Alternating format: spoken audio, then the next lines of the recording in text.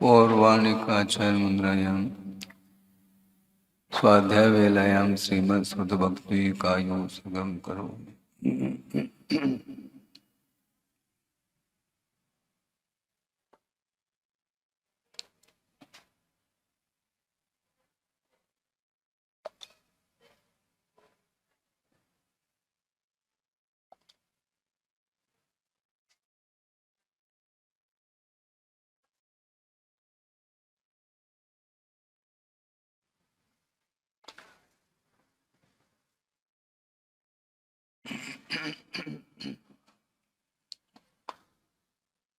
ओकारं बिंदु संयुक्तं नित्यं ध्यायन्ति योगिनः कामदं मोक्षदं चैव ओंकाराय नमो नमः।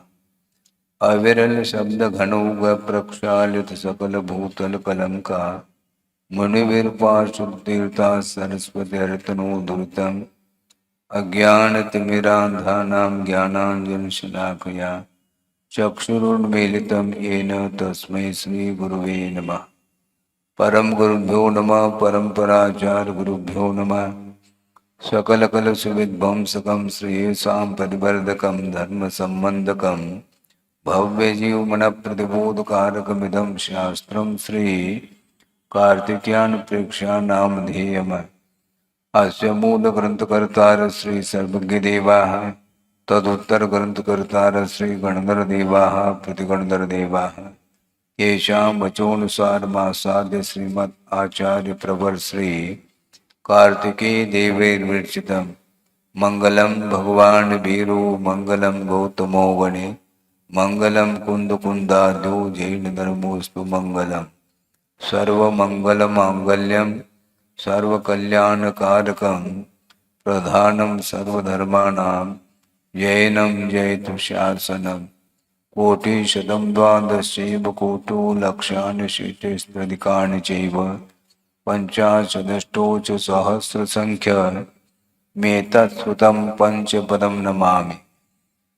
अरहन्त भासयत्तं गणहरदेवेः गन्तीयं सम्मं प्रणमामि भक्तजुत्तो सुज्ञानमहो वहिं शिरसा इच्छामि बन्ते सुभक्ते कामसुपदसालोचे अंगु वंग पयनय पावड़य परियम सुत्त परमान भोग पोगय चूलिया चेव सुत्तय तुदम कायम सैनिच कलमंचे में पूजे में वंदामि नमंसामि दुख कौ कम कौ भूलाओ सुगय गमनम समाय मरणम जनुगुण संपत्ति होद मध्यम। अथ पौर्वाणिक स्वाध्याय वेलायां श्रीमद् आचार्य भक्ति कायो सगम करोमि।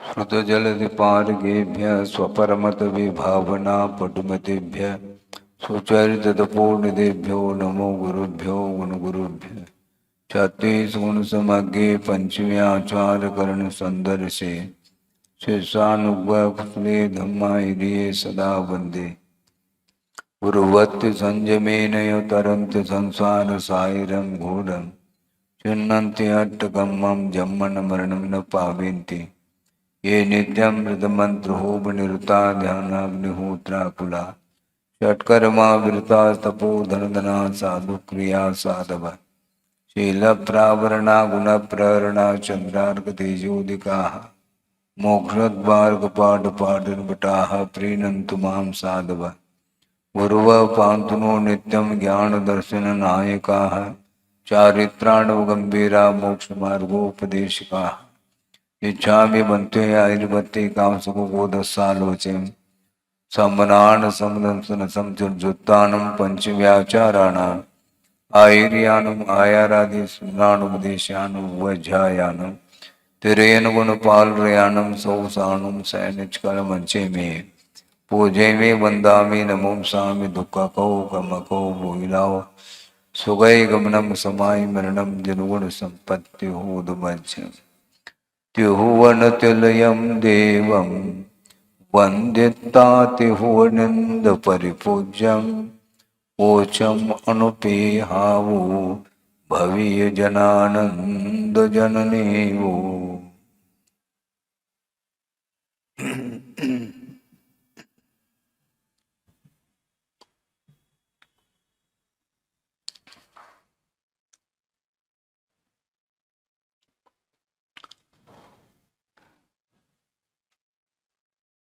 संयोग और वियोग की चर्चा कल आपके सामने आई थी कि वस्तुतः बंधु कौन है, क्योंकि उनका समागम होता है और जीवन जो चलता है वह आयु कर्म के आश्रित चलता है। इसलिए कुछ समय के लिए, कुछ सालों के लिए बंधुओं का समागम होता है, संयोग होता है और संयोग ही दुख के लिए कारण माना। संयोग यदि नहीं होता है तो दुख कोई वस्तु ही नहीं। वियोग जन्य जो दुख पीड़ा होती है वह मोह के कारण ही हुआ करती है।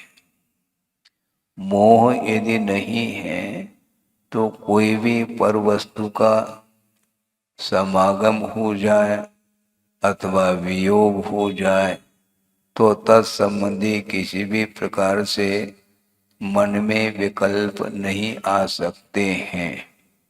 किंतु कदम कदम पर संसारी प्राणी के लिए ये सब विकल्प सताते रहते हैं। अज्ञान दशा के कारण वह संयोग को अपनाता चला जाता है, पूर्वापर विचार किए बिना उन वस्तुओं के साथ संबंध स्थापित करता चला जाता है। किंतु जब पाप कर्म का उदय आता है तो वियोग का भी अनुभव उससे होता है।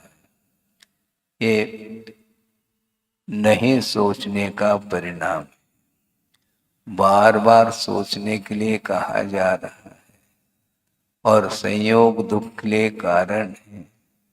इसके बाद भी उस शरीर के पोषण के लिए न जाने कौन कौन से वस्तुओं का वह आलम्बन लेता है, जबकि वह शरीर अपने आप में पूरण और गलन, इसी का नाम पौद्गलिक कहा है।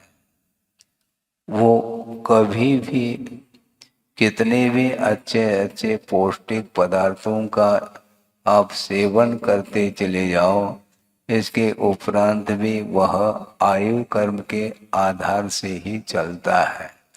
कवलाहार जो होता है वह मनुष्य गति में, तिरेंच गति में भी होता है, भोग भूमि में भी कवलाहार से ही उसका जीवन चलता है।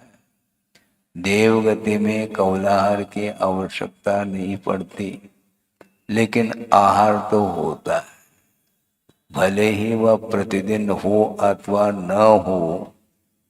पल्योपम आयु जहाँ पर है वहाँ पर 1 दिन के अंतराल, 2 दिन के अंतराल से अथवा 3 दिन के अंतराल से वहाँ पर कवलाहार के द्वारा भोजन होता है। उसके माध्यम से वह सुख का अनुभव करता है। यदि आहार न मिले तो क्या होगा? आपका जीवन चलेगा क्या? चलता तो है, आयु कर्म के आश्रित जीवन चल रहा है, वह अंतरंग कारण है। किंतु कवलाहार के बिना भी मात्र आयु कर्म कहाँ तक वह साथ देगा। बिना कवलाहार के आधार के आयु कर्म की भी उदीरना होती है और अकाल में ही वह मरण को प्राप्त होता है। तो कुछ ही दिन पहले ये स्पष्ट कर चुके हैं कि मरण से किसी को बचाया नहीं जा सकता। बहुत सुंदर वह लड़का उत्पन्न हुआ है और उसको गोद से नीचे रखने का भाव नहीं होता, इतना सुंदर है लग रहा है। और कितना भी सुंदर लगे, किंतु जब तक पुण्य का उदय है तब तक वह सब कुछ अच्छा लगता है, किंतु पल पल में, घड़ी घड़ी में वह घड़ी परिवर्तित होती है। दुख की घड़ी आती है, आशाता का ऐसा तीव्र उदय हो जाता है कि पुत्र का वियोग हो जाता है। संयोग कुछ क्षण के लिए हुआ था और वह दादाजी उसको गोद से नीचे नहीं रखते थे, किंतु आप रखो या नहीं रखो, काल के गाल में तो वो आ ही गया। ये निश्चित बात है। एक श्लोक सामने आ रहा है, हम कहना चाहते हैं, प्रासंगिक है कि यथा बालम तथा वृद्धम, यथा बालम तथा वृद्धम, यथाढ़यम दुर्विधम तथा, यथा शूरम तथा भीरुम सामेन ग्रसतेन्तकः। अंतक बोलते हैं मृत्यु। वह समान रूप से सबको ग्रस देता है, चाहे बालक हो, चाहे वृद्ध हो, चाहे धनी हो, चाहे निर्धन हो, चाहे शूरवीर हो, चाहे डरपोक हो, सबको समान रूप से वह ग्रस लेता है, ये कहा गया है। सोचो विचार करो, उसमें कोई दया नहीं, दया काय के लिए? अभी बहुत छोटा है, बहुत सुंदर है, तो सुंदर हो कुछ भी हो, आयु कर्म यदि मान लो अवसान को प्राप्त हो रहा है किसी भी निमित्त को लेकर के, तो वहां पर किसी की वश की बात नहीं है। वियोग होगा तो वियोग जन्य जो दुख का अनुभव उसी को होता है जिसको भेद ज्ञान नहीं होता है। भेद ज्ञान के अभाव में हमेशा संसारी प्राणी वस्तु तत्व के स्वरूप की ओर उसकी दृष्टि नहीं जाती है और रात दिन वह घुट घुट करके अकाल में मरण को प्राप्त होता है, क्योंकि दूसरे के साथ संबंध स्थापित किया था और वह बीच में ही चला जा रहा है। उसको लेकर के वह भयावह दृश्य उसके सामने आता है।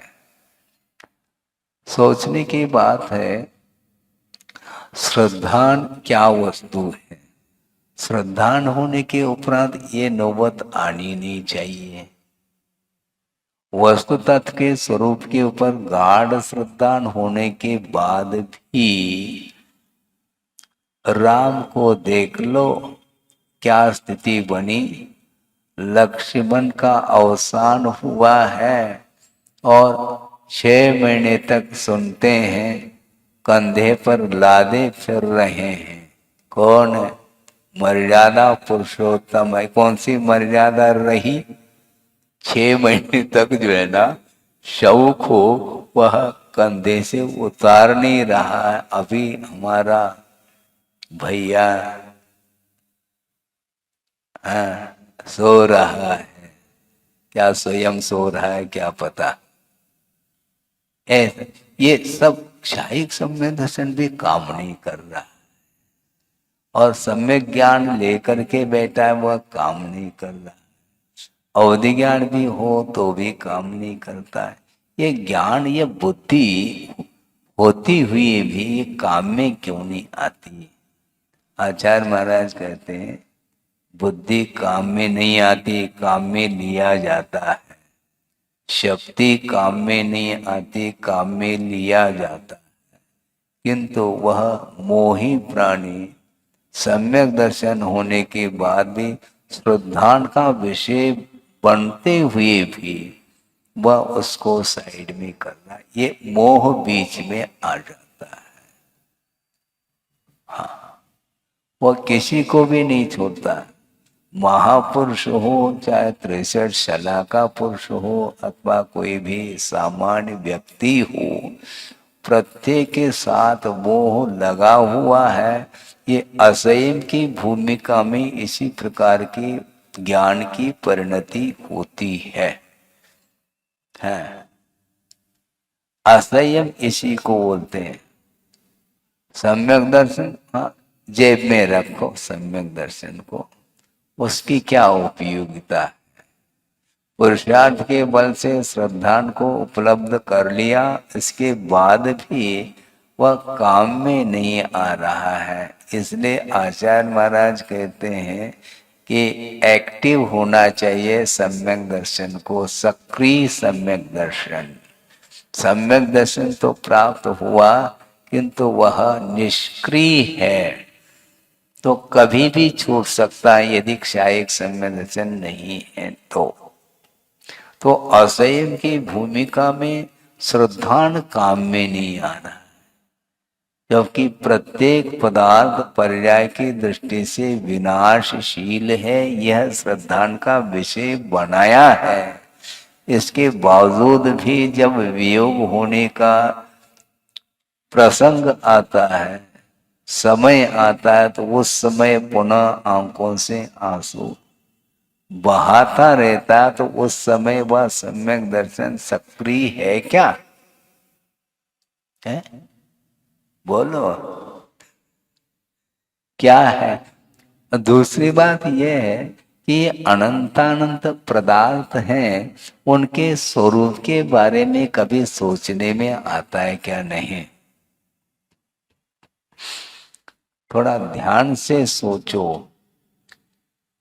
जानने योग्य पदार्थ है, मैं मानता हूं, जान लो, किंतु वह जान ले रहा है। पदार्थ को हम जान नहीं पा रहे हैं और मोह जो है ना जान ले रहा है, प्राण ले रहा है, जानने नहीं दे रहा है। वस्तु तत्व के स्वरूप को जानने में यदि व्यवधान उपस्थित करता है कोई, तो मोह ही बाधक सिद्ध होता है। मोह के कारण स्वरूप साइड में रह जाता है।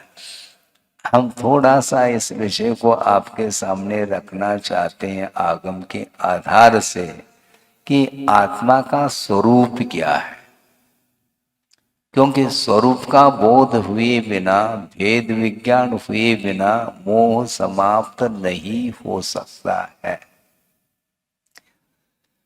आचार्य कुंद कुंद देव कह रहे हैं अरसम रूपम गंधम अवत्तम चेतना गुणम असद्धम जान अलिंग गहनम जीवम अनित्य संठानम। स्पर्श रस गंध वर्ण से रहित है। कौन? आत्मा है स्वरूप की दृष्टि से, लेकिन वह सम्यक दृष्टि के दृष्टि में वह आत्मा आ रही है, जबकि अमूर्त है, स्पर्श रस गंध वर्ण से रहित है, शरीरातीत है और उसकी कोई पहचान नहीं। अलिंग यानी लिंग अर्थात उसकी कोई पहचान कुछ भी नहीं है। अनिर्दिष्ट संस्थान, उसका निर्दिष्ट कोई भी आकार प्रकार संस्थान नहीं है। चेतना गुणम, किंतु सद्भावात्मक यदि कोई गुण है तो वह चेतना गुण है, बाकी ये सारे पौद्गलिक परिणति है। ये कब बुद्धि का विषय बनेगा? आप लोगों के लिए है। शरीर आत्मा का स्वरूप है क्या? आत्मा का शरीर है क्या?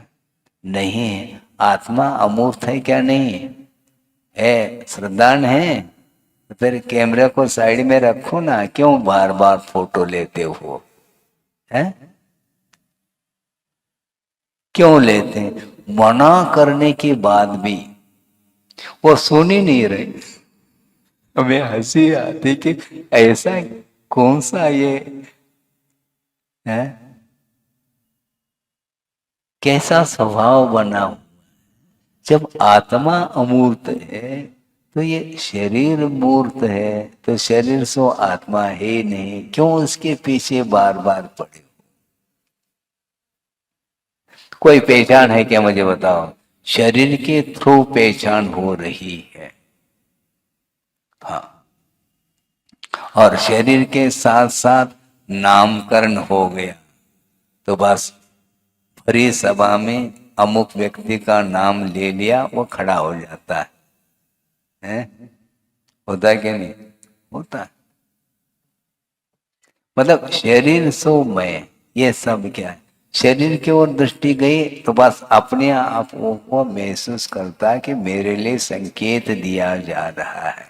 तो संकेत देने वाला व्यक्ति वह भी अमूर्त है। वो दे कैसा रहा है वो संकेत आपके लिए, और आपने संकेत को कैसा स्वीकार कर लिया? ये सब क्या है? ये जो कुछ भी इंद्रिय का विषय बन रहा है वह सारा सारा पौद्गलिक तत्व ही पकड़ में आता। आत्म तत्व इसलिए पकड़ में नहीं आता क्योंकि वह अमूर्त है। इसके बाद भी उसकी दशा वर्तमान में संसार दशा में वह इंद्रिय का विषय बन रहा है, इसलिए यह भी जीव है। जबकि जीव की यह वैभाविक परिणति है, स्वाभाविक परिणति नहीं है। तो इसलिए ये संयोग वियोग निरंतर ये होता चला आ रहा है, तो उसको लेकर के वह सम्यक दर्शन तक काम नहीं कर पा रहा है। और 6 महीने कुछ कहलाता है और कंधे पर वह डाल करके मूर्छित हो रहा है। उसके बाद बुद्धि ठिकाने पर आती है। 6 महीने से ज्यादा नहीं। अप्रत्याख्यानावरणी का जो प्रभाव है वह 6 महीने तक वह प्रभावित करता है, और 15 दिन तक प्रभावित कौन सी कषाय? प्रत्याख्यानावरणी कषाय। वियोग हो गया तो 13 जब तक न हो तब तक उसका असर रहता है, उसके बाद फिर समाप्त होता है। इसी प्रकार संज्वलन कषाय का जो प्रभाव है वह मात्र अंतर मुहूर्तवर्ती, अंतर मुहूर्त तक वह प्रभाव रह सकता है, रहता है। छठे गुणस्थान में वियोग संबंधी पीड़ा रहती है, और उसके बाद फिर वह नहीं रहती है क्योंकि संज्वलन है। किंतु उतने काल के लिए तो वह प्रभाव अपना छोड़ता है। यह मोह का प्रभाव इसी को बोलते हैं।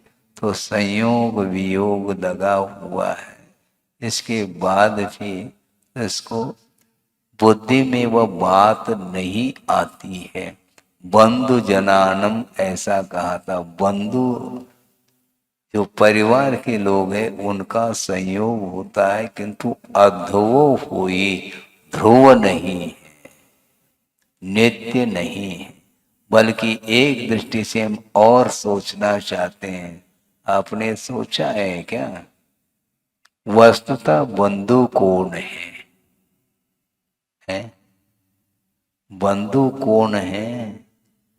धर्म को बंधु कहा है आचार्य समंतभद्र स्वामी ने रत्नकरण श्रावकाचार्य के अंदर।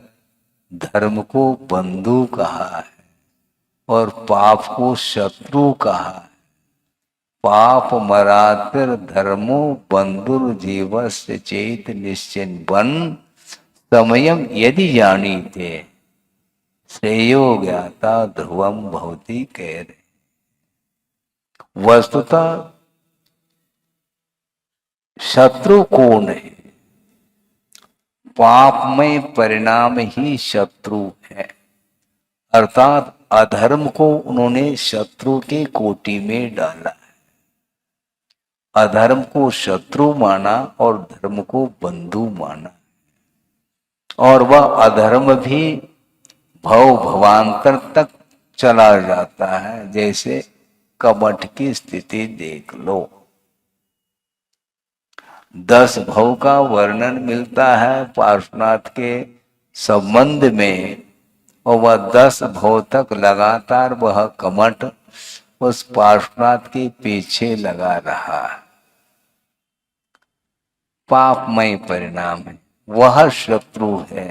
इस प्रकार पार्श्वनाथ के मन में निरंतर चिंतन आता रहा कि वस्तुतः कमठ मेरे लिए शत्रु नहीं। शत्रु यदि कोई है तो अपने अज्ञान दशा में किया हुआ जो पापमय परिणाम है वही मेरे लिए शत्रु है, दूसरा मेरे लिए शत्रु नहीं हो सकता। इस प्रकार का श्रद्धान होना चाहिए। श्रद्धान होने के बाद भी कोई आता है तो मुख मोड़ लेता है, आ गया भैया है? तो आ गए तो क्या हो गया? वो शत्रु तो है नहीं, लेकिन बस वो तो आगम की बात थी महाराज, अभी तो यही शत्रु है मेरे लिए। हाँ,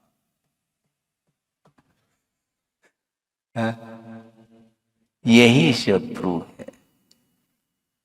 श्रद्धान काम नहीं करता, असैव की भूमिका में वह मान्यता उसकी बनी रहती है। श्रद्धान यथार्थ करने के बाद भी वह श्रद्धान काम में नहीं आता, क्योंकि श्रद्धान काम में तब आता है जब संयम हो।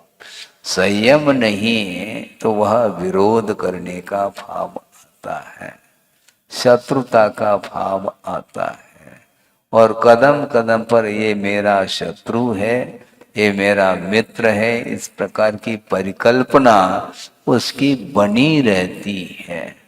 ये अज्ञान का ही एकमात्र परिणाम ऐसा कहा है।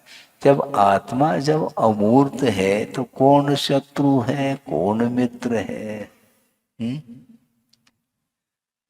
जब तक ग्रंथ खुला है, स्वाध्याय चलता है, तब तक बात समझ में आती है, फिर बाहर जाते ही बस फिर वही घोड़ा और वही मैदान शुरू हो जाता है। वो हाँ, ये अनंत काल से ये चला आ रहा, बल्कि यूं कहना चाहिए बड़ी विचित्र बात है, वह आपके सामने रख रहा हूं कि 2 व्यक्ति हैं जिनका परस्पर में घनिष्ठ संबंध है, प्रेम है, स्नेह है, स्नेह के साथ ही पूरा जीवन व्यतीत किया है, ऐसे 2 व्यक्ति, किंतु विषयों में आसक्ति होने के कारण दोनों कहाँ पहुंच गए? नरक पहुंचे हैं, और वहां पर लड़ाई चालू हो गई। जिंदगी भर जिसने स्नेह के साथ बर्ताव किया है एक दूसरे के प्रति, एक ही थाली में भोजन करते थे, हाँ, अब वहां जाने के उपरांत शत्रुता क्यों? भव संबंधी न, ऐसा कहा।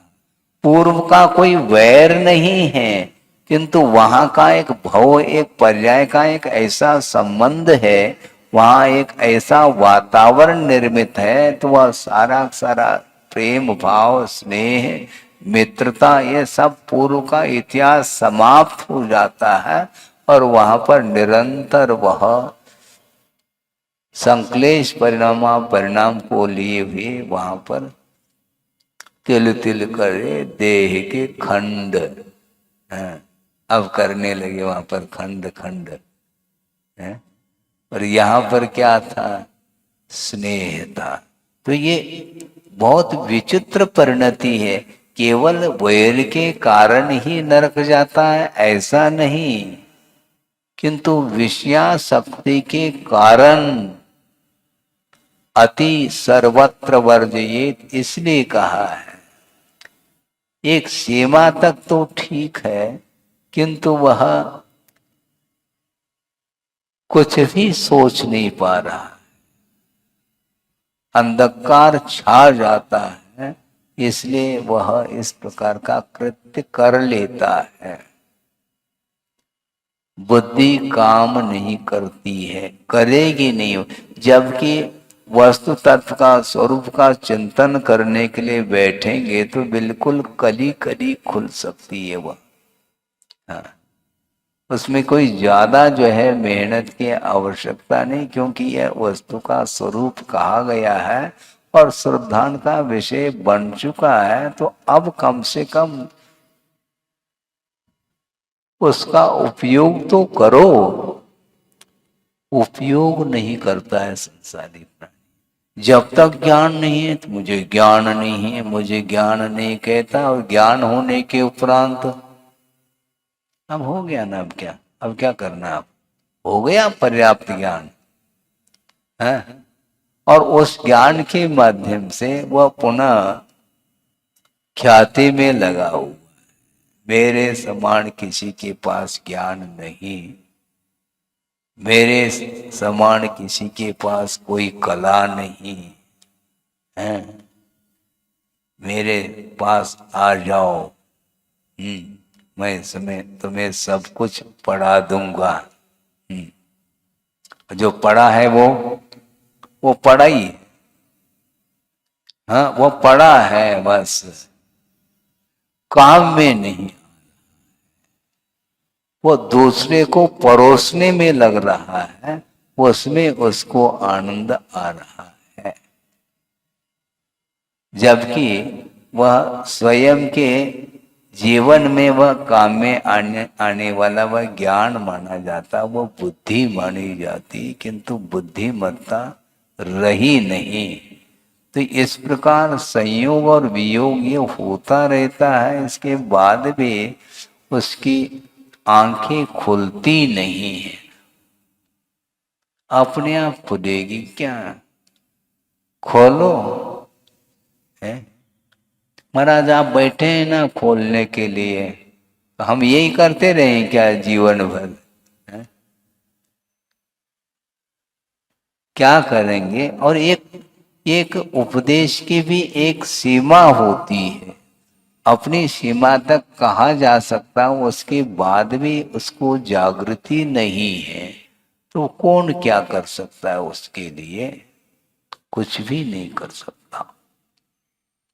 तो इसलिए वस्तुतः बंधु कौन है? तो धर्म ही बंधु ऐसा कहा है, और पापमय परिणाम को उन्होंने शत्रु कहा है। शत्रु से दूर रहता है संसारी प्राणी, किंतु पापमय परिणाम से दूर नहीं रहता, जबकि वही शत्रु है। और पार्श्वनाथ भगवान निरंतर अपनी साधना में रत होते रहे, क्योंकि यह विगत का किया हुआ यह कृत्य है। स्वयं के द्वारा किया हुआ जो कर्म है वह उदय में आता है और वही फल देता है, दूसरा कोई भी इसमें किसी का हाथ नहीं है। ये मेरा शत्रु हो कैसा सकता है? इस प्रकार कौन विचारता है? असहय की वश की बात नहीं, कम से कम देशव्रत होना आवश्यक है। बिना देशव्रत अंगीकार किए विपाक विषय धर्म ध्यान संभव नहीं, ये सिद्धांत है। विपाक विषय धर्म ध्यान का अर्थ भी यही है। विपाक का अर्थ फल होता है। कौन सा फल?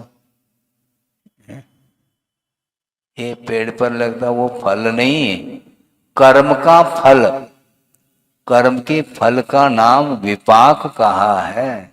तो विपाक विषय धर्म ध्यान करने वाला जो व्यक्ति है, व्रती होता है, वह सोचता है कि ये मेरे द्वारा किया हुआ कर्म है जो वर्तमान में मुझे फल दे रहा है, इसलिए सामने वाला व्यक्ति मेरा मित्र और शत्रु नहीं हो सकता।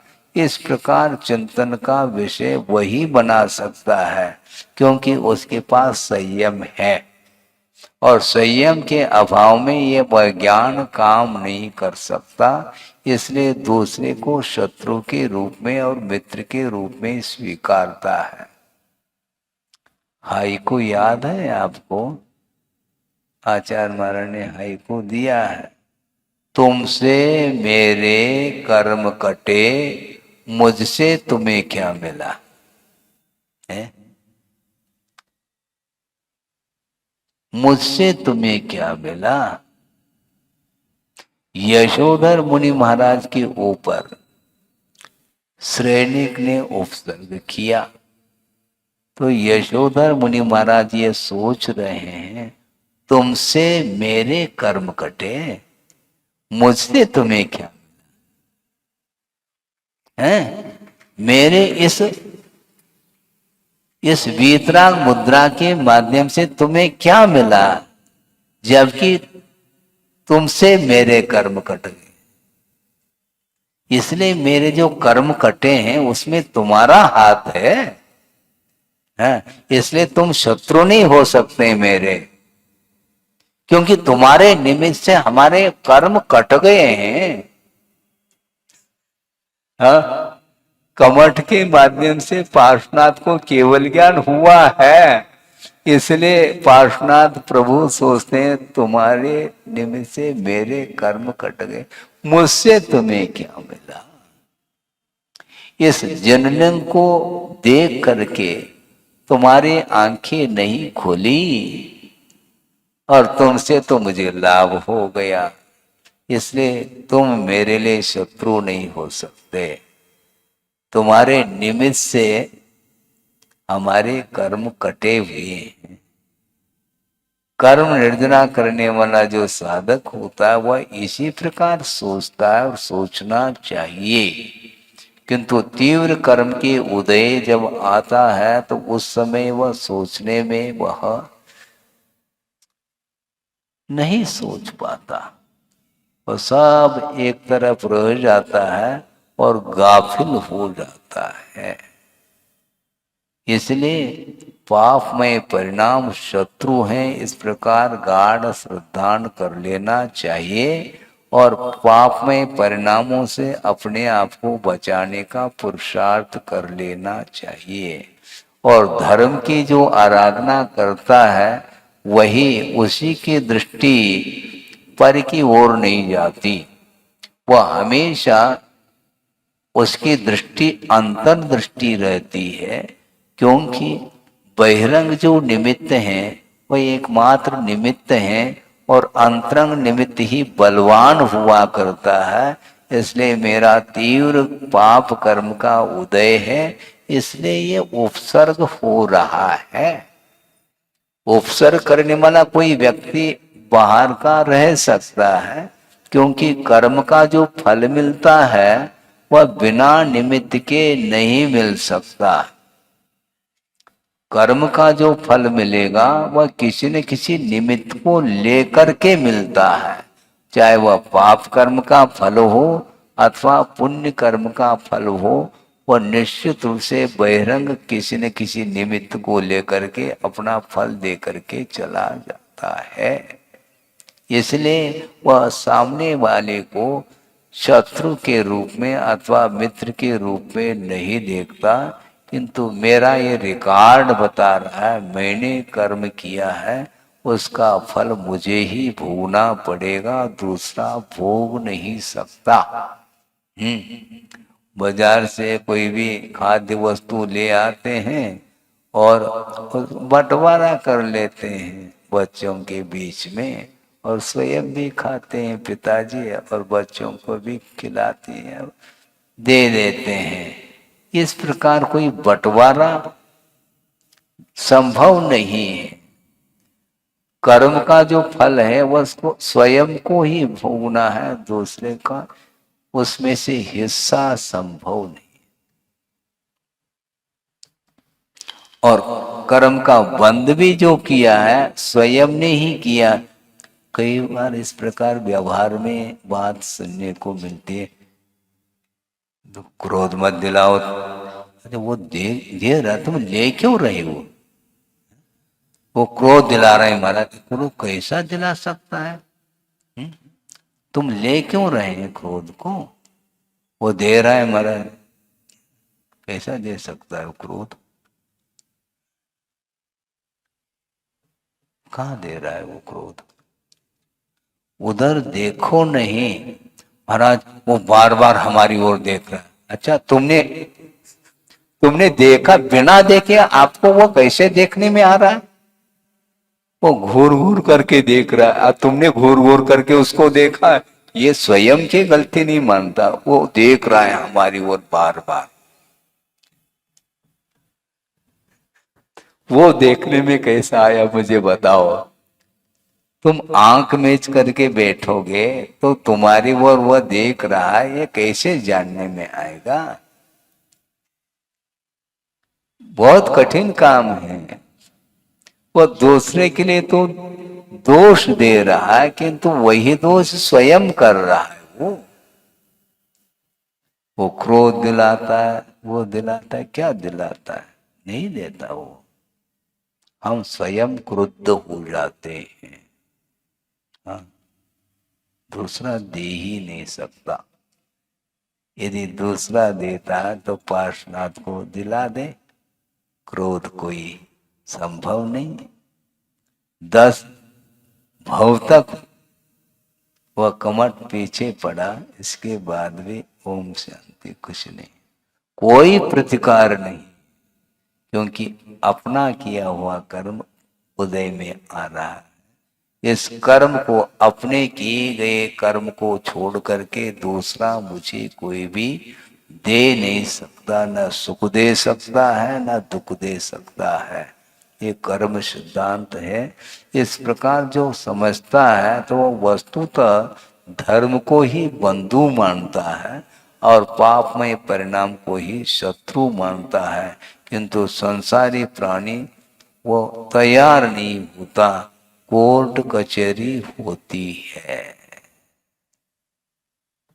इसीलिए हम ये बार बार याद आता है, पशुओं के बीच में कोई कोर्ट कचहरी है? है? कभी कोतवाल पकड़ करके ले गया हो, उनके बीच में कोई कोतवाल हो? ये सब मनुष्य के लिए सब कुछ है। पशु अपने लिए कुछ भी न वह रसोई बनाते हैं, न घर बनाते हैं, न कोई बिजनेस करते हैं, न कोई इनके पास कोई बैंक बैलेंस है, न कोर्ट है, न उनके पास कोई हॉस्पिटल है, कुछ भी नहीं है। और ये सारी व्यवस्था ये सब मानव के लिए है, और मानव अपने आप को ज्ञानी मानता है।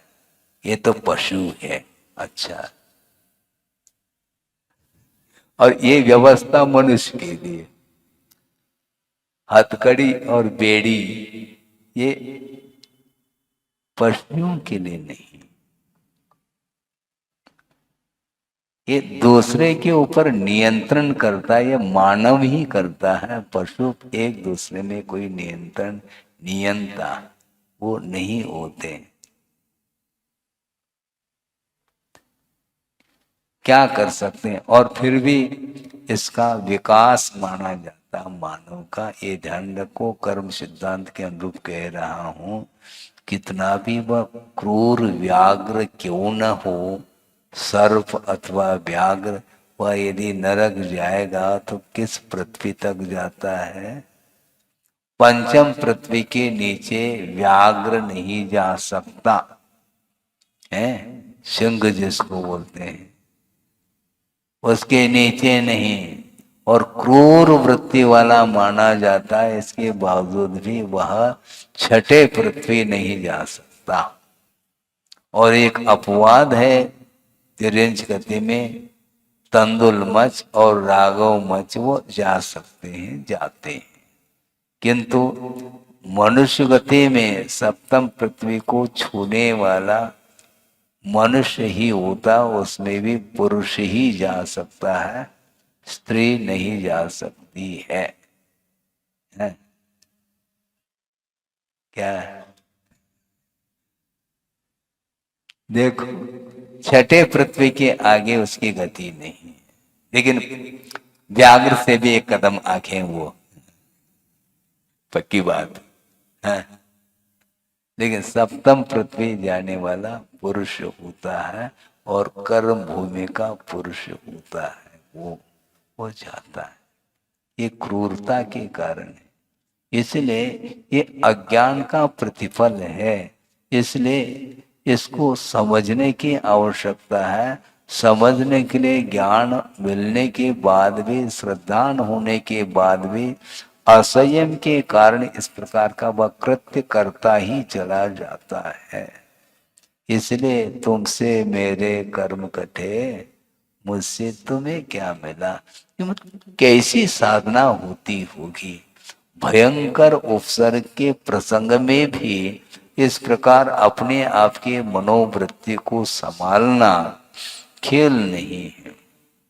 कोई भी प्रतिकूलता नहीं है उस समय तो ध्यान करना ये आसान है, किंतु प्रतिकूल परिस्थिति में भी दूसरे को दोष नहीं देते हुए शांत भाव के साथ, साम्य भाव के साथ उसको सहन करना यह साधना मानी जाती है। इसके लिए कम से कम पंचम अनुष्ठान की आवश्यकता है।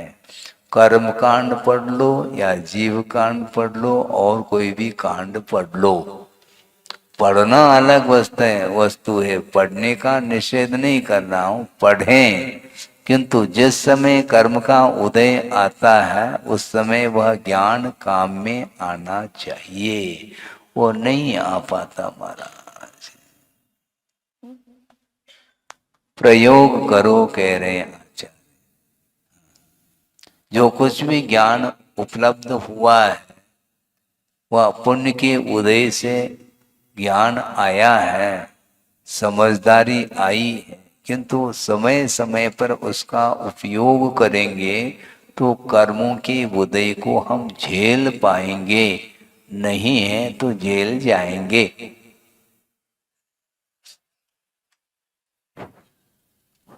क्यों हंस रहे? अनुप्रास बैठ गया ना। कर्मों के उदय को यदि झेलते हैं तो जेल नहीं जाएंगे, झेल नहीं पाते तो जेल जाना होगा, क्योंकि लड़ाई चालू होगी तो जाना ही पड़ेगा, और क्या कर सकते हैं उसके लिए। इसलिए बंधु वस्तुतः कौन है? धर्म बंधु है ऐसा कहा। और धर्म क्या है कि मात्मक है, सदृष्ट ज्ञान वृत्तानि धर्मम, इस प्रकार समंत भद्र स्वामी कह रहे हैं। रत्नत्रय ही धर्म है, और उसे ठीक विपरीत अधर्म का स्वरूप माना जाता है। मिथ्या दर्शन, मिथ्या ज्ञान, मिथ्या चारित्र ये अधर्म माना जाता है। वह प्रत्यनीक अर्थात धर्म से विपरीत स्वभाव वाला है, उसके माध्यम से संसार से निवृत्ति नहीं मिलती। किंतु संसार से निवृत्ति अथवा संसार का विच्छेद यदि होता है तो धर्म के माध्यम से होता है। इसलिए धर्म ही बंधु है। ये बार बार भी बंधु कहो, फिर भी बंधु जो व्यवहार में है वो छूट नहीं पाते। कैसा है ये कर्म? पेल रहा है, बिल्कुल पेल रहा है। मतलब जानते, जिसको ज्ञान नहीं है वस्तु तत्व का, उसकी परिणति हो जाए तो कोई आश्चर्य नहीं है, किंतु जानते हुए भी अनजान बन करके बैठा है। एक इंद्रिय, द्विंद्रिय, तीन्द्रिय, चौरेंद्रिय, असंगी पंचेंद्र तक जो जीव हैं, न धर्म का स्वरूप ज्ञात है उसको, न अधर्म का स्वरूप ज्ञात है, न पुण्य का स्वरूप ज्ञात है, न पाप का ज्ञात, कुछ भी नहीं जानते। उसके द्वारा यदि मान लो संसार चल रहा है, परिभ्रमण वो कर रहे हैं, इसमें कोई ज्यादा विस्मय नहीं होता, किंतु जानते हुए भी विपरीत कदम पड़ रहे हैं, उससे अपने आप को बचाना चाहिए और परिवार वालों को भी बचाना चाहिए। कहीं भी इस प्रकार का उपदेश आपको अन्यत्र मिलता है? अन्यत्र अर्थात धार्मिक क्षेत्र को छोड़ करके लौकिक क्षेत्र में इस प्रकार परमार्थ संबंधी ज्ञान, आत्म तत्व का ज्ञान, धर्म का उपदेश संभव नहीं है, और फिर भी आप अपने बच्चों को भेज रहे हैं। कहाँ पर है? बाहर, लाखा भवन के बाहर। हाँ, लाखा भवन में उपदेश सुन रहे हैं और अपने बच्चों को लाखा भवन के बाहर भेज रहे हैं। कहाँ पर महाराज?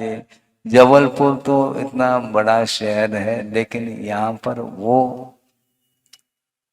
व्यवस्था नहीं है, वो स्टैंडर्ड नहीं है, इसलिए हम भेजते हैं। कहाँ पे? पूना भेजते हैं, कोटा भेज देते हैं, बेंगलोर भेज देते हैं, बॉम्बे भेज देते हैं, और इसमें भी यदि संतुष्टि नहीं मिलती है और जो भरपूर पैसा जिसके पास है रईस है, तो वो आउट ऑफ कंट्री भी भेज देता है? बिल्कुल भेज देता है। किसके लिए भेज रहा है? पढ़ करके आएगा लड़का, है? पढ़ करके आया है, अनेक प्रकार की डिग्री, उसके बाद भी वो डिग्री किस काम की है? इतने डिग्री लेकर के भी धार्मिक संस्कार यदि नहीं है, तो यहाँ पर उसको 1 to 1 करना पड़ेगा। यहाँ पर LKG पाठशाला भेजना पड़ेगा, उसको ध्यान रखो।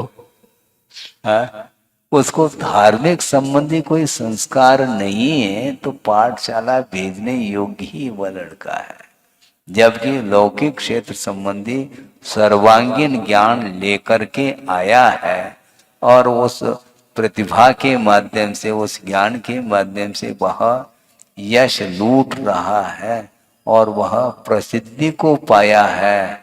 इसके बाद भी संसार में ही उसकी प्रसिद्धि बढ़ती चली जा रही है। संसार के क्षेत्र में उसका यश दिगंत तक पहुंच चुका है, किंतु परमार्थ क्षेत्र में यश नहीं, वह अंगूठा छाप है, 00 है। तो क्योंकि ये विपरीत ज्ञान का यही प्रतिफल है। नहीं समझने से इस प्रकार उसकी दशा हो रही है। इसलिए वस्तुतः बंधु कौन है? तो धर्म बंधु है, जो कि रत्नत्रयात्मक धर्म माना जाता है। और धर्म की आराधना करने वाले जो साधक होते हैं, उनका विकास होता है धार्मिक क्षेत्र में अथवा मोक्ष मार्ग में। नहीं है तो अधर्म का परिणाम क्या है?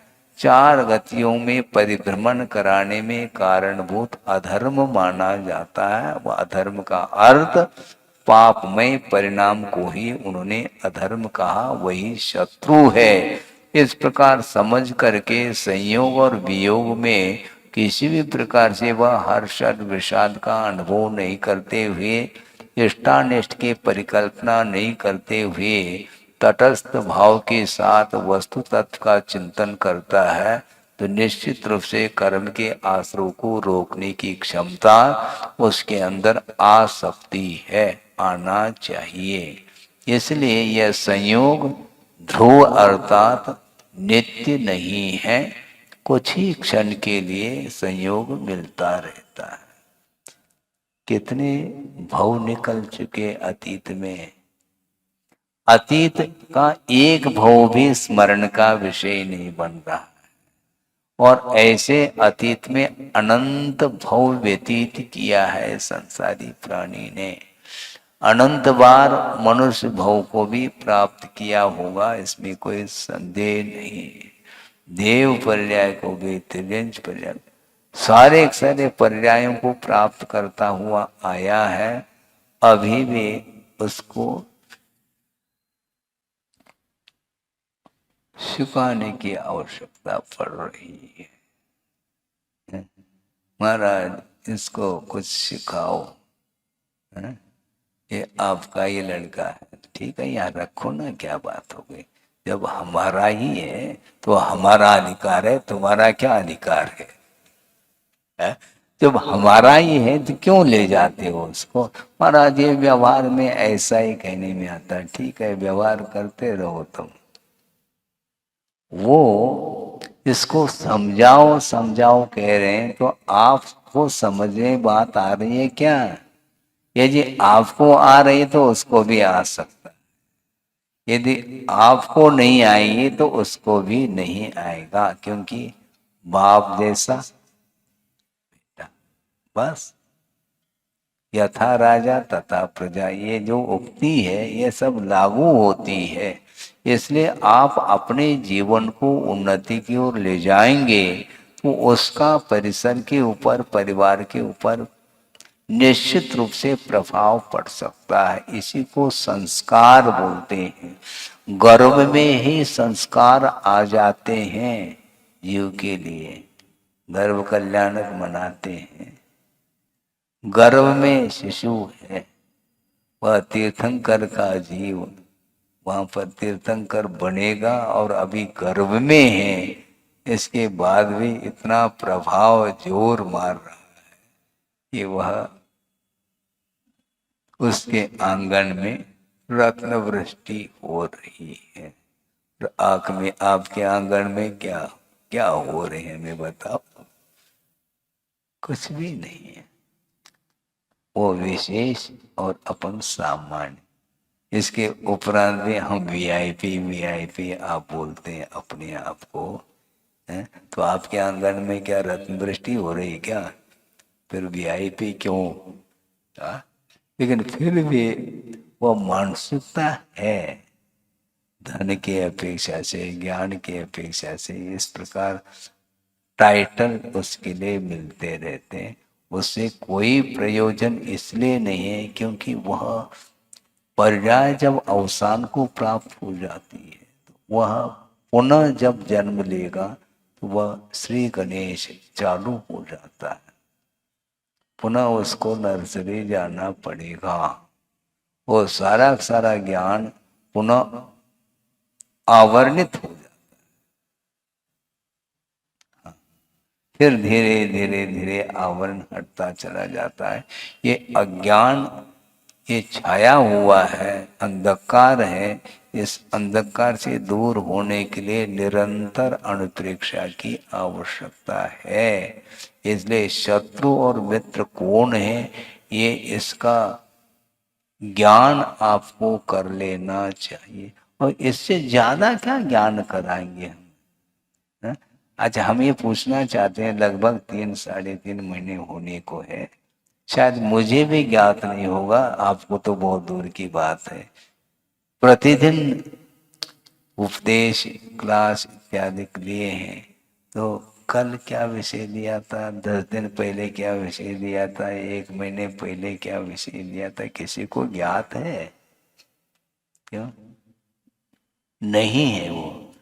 वो पूरा ज्ञात हो जाए तो टेप रिकॉर्ड हो जाएगा, वो ऐसा थोड़ी होना है। आज का आज सुन लिया, डिलीट। कल नया परसों नहीं, ये इसी प्रकार होता है। ये ज्ञान इसी को बोलते हैं, इसी को पर्याय बोलते हैं। यानी गुण भी निरंतर परिणमन कर रहा है, द्रव्य तो कर ही रहा है। गुणत्व और द्रव्यत्व की अपेक्षा से नित्यता है, किंतु गुण की पर्याय भी उत्पन्न होकर के मिटती रहती है, गुण बना हुआ रहता है। ज्ञान है, किंतु उसकी जो परिणति है वह निरंतर वह मिटती चली जा रही है। बहुत विचित्र दशा है। आज जो पैदा हुआ है उसको कुछ भी ज्ञान नहीं, जबकि पूर्व में संभव है किसी न किसी डिग्री के साथ चलता था। अब कोई डिग्री नहीं। अब कहाँ गया वो ज्ञान? ज्ञान है, किंतु उसकी जो पर्याय है वह समाप्त हो चुकी है। कि इसलिए द्रव्य की परिणति, गुण की परिणति, निरंतर वह परिवर्तन उसमें आता ही रहता है। इसलिए ज्ञान विकसित हो गया, विकसित हो गया इस प्रकार मान करके वह हर्ष का अनुभव करता है, किंतु वह पर्याय है। हम ये कहना चाहते हैं, सारभूत विषय ये है कि आपका जो मन है वह किसी भी निमित्त को लेकर के एक क्षण के लिए प्रफुल्लित हो सकता है, लेकिन एक क्षण के लिए, उसके बाद नीचे आएगा, उसमें अंतर आएगा। हाँ, क्योंकि पुण्य के उदय के कारण ही इस प्रकार वो महसूस कर रहा है, हर्ष का अनुभव कर रहा है, और पासा पलट जाता है। क्यों? कभी धूप कभी छाव, ये चलेगा। ये कभी साता तो कभी असाता। साता है महाराज, ऐसा कई लोग पूछते हैं, साता का अर्थ क्या समझते हैं? हमें पहले समझते थे साता साता क्यों पूछते, अब समझ में आने लगा साता का अर्थ शांति है। क्योंकि उपवास था कल, आज कैसा साता है, ऐसा पूछ लेते हैं। और साता असाता ये कुछ ही क्षण के लिए, फिर बाद में वो परिवर्तन। ये परिवर्तन का नाम संसार है। आगे संसार अनुप्रेक्षा का भी डिटेल वर्णन मिलेगा। आपका समय हो रहा है, हमने सोचा था कि धीरे धीरे चलना ही अच्छा है। धीरे धीरे ही दिया जाता है, एक साथ देंगे तो फिर समाप्त हो जाएगा। कल क्या एक ही दिन में सब खा लोगे, तो फिर दूसरे दिन क्या बच्चों के लिए कहते हैं, हाँ, कल के लिए भी तो कुछ रखोगे क्या? नहीं, आज ही समाप्त कर लोगे। वो कहते हैं बच्चों के लिए थोड़ा थोड़ा देते, तुम्हारे लिए रखा है, लेकिन आज नहीं, कल के लिए। और 10-20 दिन त्योहार के दिनों में मिठाई आदि बनाते हैं, तो बच्चे जो ना वो मानते नहीं, देने के उपरांत भी परेशान करते हैं। इसलिए उस डिब्बे को ऐसे स्थान पर रखते हैं उसका हाथ न पहुंचे। यही बड़ी विचित्र दशा है। वो सारा सारा स्मृति का विषय होता है कि अज्ञान दशा में क्या क्या किया है इसने। ज्ञान होने के उपरांत वह हंसी आती है, किंतु बालपने में ज्ञानन लहो, ये कहा। इसलिए बाल्य अवस्था में कितने भी खिलाओ पिलाओ, वहीं पर जाकर के पुनः रसोई घर में ही बैठा रहता। वो थोड़ा खेल करके आ जाओ, पुनः वापस आकर के वहीं बैठता है। तो आदत है उसकी। तो इसी प्रकार यह वस्तुतः देखा जाए, सारभूत यही है कि वस्तु तत्व का स्वरूप जानने में जब तक नहीं आए तब तक तो ठीक है। एक बार जानने में आ जाए, स्वरूप पकड़ में आ जाए, तो निश्चित रूप से वह अन्यत्र उसका उपयोग नहीं जा सकता। इसलिए ये आगम के माध्यम से मन को नियंत्रित करने के लिए बहुत बड़ा साधन है। इसलिए निरंतर अनुप्रेक्षा आपकी चलनी चाहिए। इसलिए हम भी धीरे धीरे धीरे ही विषय देते चले जा रहे हैं, ताकि कल भी कुछ विषय नया सा चाहिए आपको। जो आज नहीं दिया वो कल दूसरे, लेकिन घूम फिर करके थोड़ा सा पुराना और फिर नया थोड़ा सा मिक्सिंग करके दिया जाता है। किंतु यह भी एक पुण्य का उदय समझ लो कि आज आगम को पढ़ने के लिए अपने को अवसर मिल रहा है। सुनाने वाले सुनाते हैं, लेकिन ये ध्यान रखो पुण्य का उदय है तभी वह बात सुनने में आती है। ऐसे भी लोग हैं दुनिया में, ऐसे भी लोग हैं धर्म से वंचित हैं, उनको कुछ भी ज्ञात नहीं है। हिंसा अहिंसा पुण्य पाप संसार मोक्ष इसके बारे में ककारा नहीं जानते हो, किंतु आप लोगों का पुण्य है। इसलिए इस पुण्य का सदुपयोग करेंगे तो निश्चित रूप से वह परम आनंद का अनुभव हो सकता है। वो इस पवित्र भावना के साथ इस विषय को समाप्त किया जा रहा है। बोधि समाधि परिणाम शुद्धि स्वात्मोपलब्धि शिव सौख सिद्धि चिंतामणिम चिंतित वस्तुदाने स्वाम वंद मानस्य ममास्तु देव। परम पूज्य आचार्य गुरुवर श्री विद्यासागर जी महाराज की जय।